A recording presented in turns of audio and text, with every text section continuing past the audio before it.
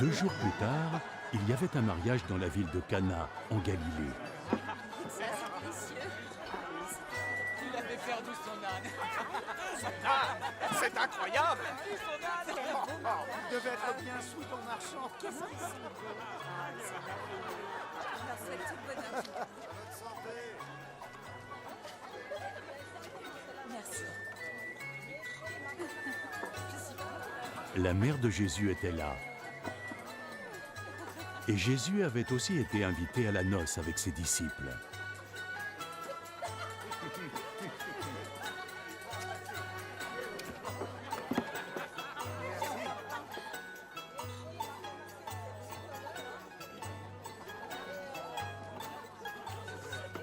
Quand le vin vint à manquer, la mère de Jésus lui dit « Ils n'ont plus de vin. Mère, ne me dis pas ce que j'ai à faire. Mon heure n'est pas encore venue.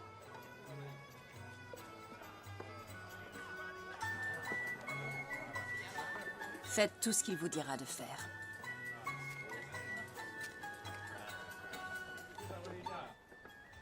Les Juifs ont des règles de purification rituelle, et il y avait donc là 6 jarres de pierre, chacune d'elles assez grande pour contenir une centaine de litres. Remplissez ces jarres d'eau.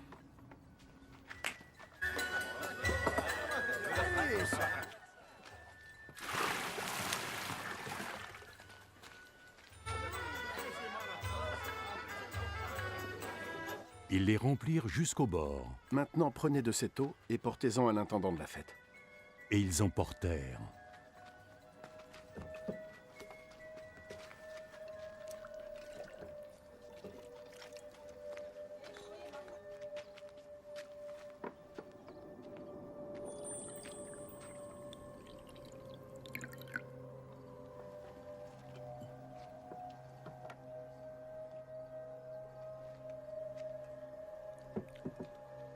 Ils lui apportèrent l'eau, qui s'était changée en vin, et il la goûta.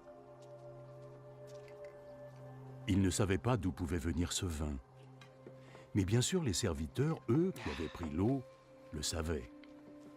Il appela alors le marié. En général, tout le monde sert le bon vin en premier. Et puis quand les invités ont déjà bien bu, on sort le vin ordinaire. Mais toi, c'est maintenant que tu nous sers ton meilleur vin.